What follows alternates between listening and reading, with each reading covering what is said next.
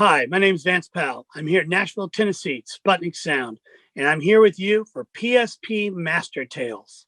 Can I curse on this? Because I'm doing it. Sorry for the noshing. I have to eat it. I have to eat something at very specific intervals. So, because I'm old and fat.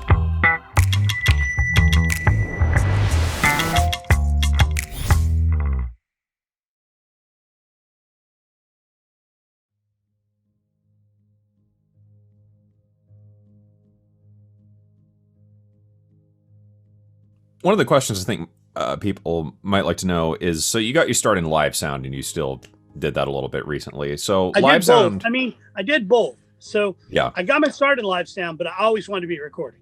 So I worked at a couple little studios and did some stuff. And then in the late 80s, I worked at a studio, basically 87, 86, 86, 87, 88, 89, and 90. I worked at a little studio in my hometown, and then in 91, 92, I worked at a studio in another place before I moved to Nashville. And then I didn't work in a studio at all, and really until 2000. Yeah. And in a way, like, live sound and studio production are really different environments, but there's also a bit of overlap. So do you think your front of house experience impacted your approach in the studio at all, or were they kind of just two entirely different things to you? Well, yes, it did impact big time. So hold on just one second. I'm gonna make a little noise here. You can cut this out. So I'm noshing a little bit here. It's lunchtime. So my live sound helped me in the studio tremendously because it allowed me to get to understand what needed to happen and get sounds fast. Now, how did that impact me in the studio? It kept me working with Jack White because he wants to work fast.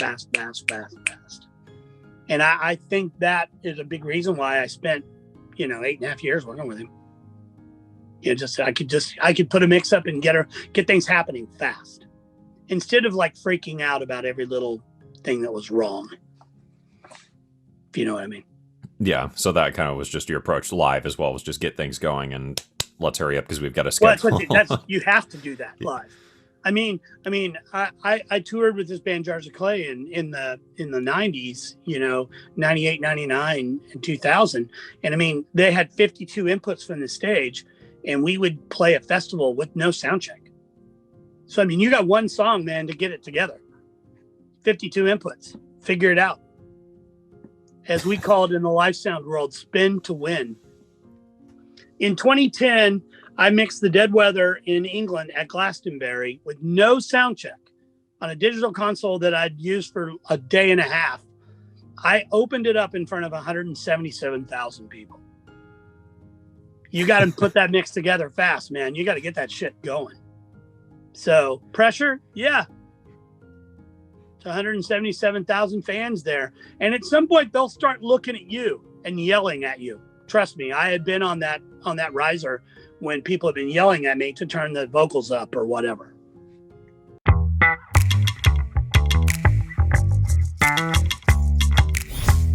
The working live, do you think that affected your hearing at all? Because I know that can be pretty loud. Oh, sure. I'll tell you what affected my hearing more than that, though, was working with Jack White, because he just cranks the monitor. I would go hide in the bathroom when he was listening to a mix or playing back to a track. I'd just go in the bathroom, close the door. But yeah, I mean, I have a little tinnitus. The thing that happens now, though, but I also carry earplugs in my pocket at all times, 24 hours a day. I mean, they're in my pocket right now. And those are 15 dB custom fitted Westone ear monitor, in-ears, in-ear, earplugs.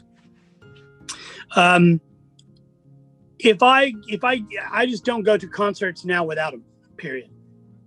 I have had to do a couple of live things that got pretty loud, and what happened was it took longer for my ears to come back to normal.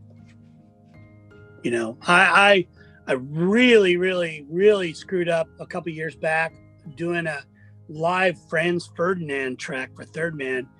My shirt caught the monitor pot as I moved back. It got caught, the button got caught under the pot and cranked the monitors wide open. And I was like, and then I was like, dang it, I could just tell, and I went home that night. I was just like, oh, I hope I didn't, just literally ruin my career. And by the next day it got better, but it didn't go away fully for about 6 weeks.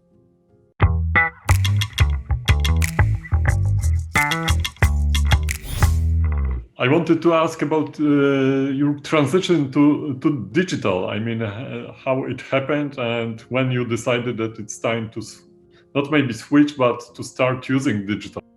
It wasn't really that. It wasn't even that kind of thing. What happened was I was working at studios with analog only until I really went fully live sound. And that would have been about 1992 or 3, something like that. I moved to Nashville, and I was working here in Nashville touring with a few artists, one of them being Jars of Clay, one of them being Tammy Wynette, the famous country artist. And when I went back to start recording again, at that point, I mean, I had a little Pro Tools system since about 97. I think Pro Tools 3. I had an Audio Media 3 card. So I'd kind of been learning it, but I was only really using it to edit live CDs of my shows that I was doing live. So I was like, I would burn a CD, I'd import it put it on a hard drive, and then I'd give the CD to the band, and then I'd have a version of it, on my hard drive, 44.1, 16-bit, and then I could edit it and edit the bad parts out of the show or whatever, and make a little CD, live CD. And the Jars of Clay guys started using those for the fan club, which was cool. They would just like make fan club copies, and give them out of fan clubs. So, but the first record, that Jars of Clay record in 2001 that I did, was the first time I was using Pro Tools as a production device. And we had Apogee converters, luckily, not the 888s. And it sounded okay, but it didn't sound like tape. It didn't sound anything like tape. It took a long time for me to work out that. So I didn't really go to it. It just kind of came to me. The band couldn't afford to buy a tape machine at that time. And then what happened was I did that record, then I started working at Blackbird. Blackbird had machines. And then I started working with Jack White, and it was just back to tape again. But I didn't have enough money at the time, or was making enough money to buy a console and buy a tape machine and all that. That came later, And so I had Pro Tools through all that. I mixed a record in 2006, and the money I made from mixing that record, for recording and mixing that record, I bought my first HD system, which was just an HD1, like the old HD cards. And I bought a Mac. No, it wasn't even a Mac Pro. It was a G4, I think, G4 Tower. And I had this G4, might even have been a G3, and an HD card, and a single 888. That was my rig. And then no, it wasn't an 888. It was an HD card. It was an HD card, and I bought a 192, which I still have, which is pretty great. I use it for AES. Yeah, I use it for AES.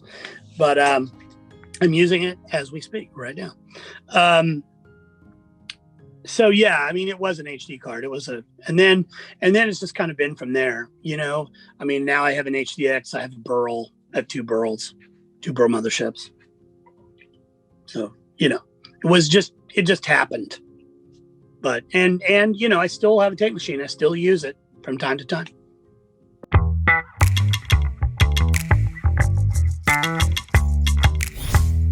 I have a question because there are rumors that Jack White is really against, digital recording, and rumors, as I say. So I've been wondering how he handled your transition from pure analog to hybrid. He doesn't care what I do, not really. Jack's take on Pro Tools and digital recording is he loves it as an editor, but he doesn't like the ability to do anything. He doesn't really love the way it sounds, but he doesn't hate it. You know what I mean? So he's kind of coming around a little bit on it. because it sounds better. It's gotten better. The delivery medium is still digital, you know what I mean? Except for him, everything's vinyl, you know, like in his mind, it's vinyl. But like when he gets in his car, he has a Tesla, you know, he takes a thumb drive and he plugs it in, he turns it all the way up, and that's a digital file. So he's not anti-digital. He just would rather make records, the creative process on tape with the limitations given to tape and the sound of it.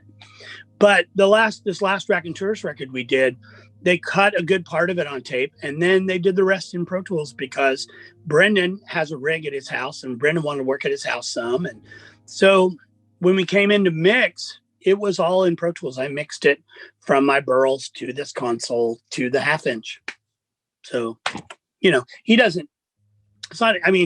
just would rather work on tape because he likes the workflow. He also doesn't like having a lot of options because he will get caught up in the options. You know, he wants to push and push and push. And sometimes I just had to say, look, the only way I can do this is put it into Pro Tools and make this edit. And then he's like, okay, no, forget it. We don't want to do that. Let me figure out a better way to do it. You know what I mean? So, but I mean, I have in the past, you know, been syncing two 2-inch 8-track machines and a Pro Tools system to make an edit that is impossible to do with a tape edit. I've definitely had to do it.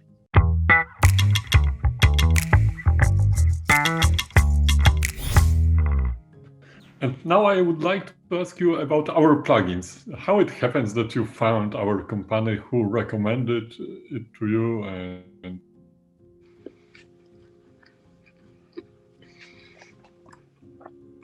Thanks. Well, here's how I found them. Matt Odemark, the guitar player in the band Jars of Clay, told me about them long time ago. I mean, long time ago. And so I, at the time, I got online and I could buy them all for like one price. You guys have special, and I just bought them all. And then now I just have to keep updating them, you know, obviously. But I've been using them, I mean, golly, I don't know. I mean, 2008, 2007, somewhere in there, somewhere 6, 7, somewhere in there. I've been using them for a long time. Vintage, you know, Vintage Warmer 1, Stereo Pack 1, and Mix Pack, I think was one of them, or Mix something that was, you know, all those plugins. Those were the ones that you had. And you had the PCM42, which I still use to this day. And Vintage Warmer, obviously, I use all the time. Loadery, all the time. B-Scanner, all the time. Springbox, all the time. Yeah. So, but I think I own almost all of them. So, and I didn't reach out and beg you for them for free, did I? No. Not that you know of, at least. Not that you remember. But no, I didn't. I'm not, you know, I'm not a big asking people for free stuff kind of guy. So, yeah, if I'm making money on it, I should pay you. The great thing about plugins, like I have a Leslie, and it's not hard for me to plug a guitar up to it.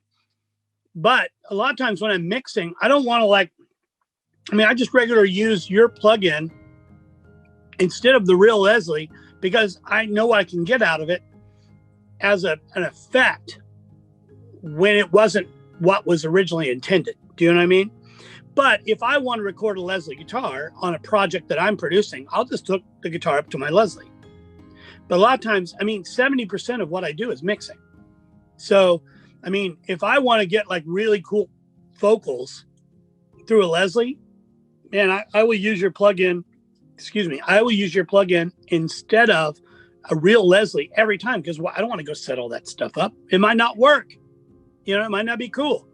So I have a totally hybrid version. I will use plugins all through my session, and then I'll use my outboard to do the thing that the plugins can't do.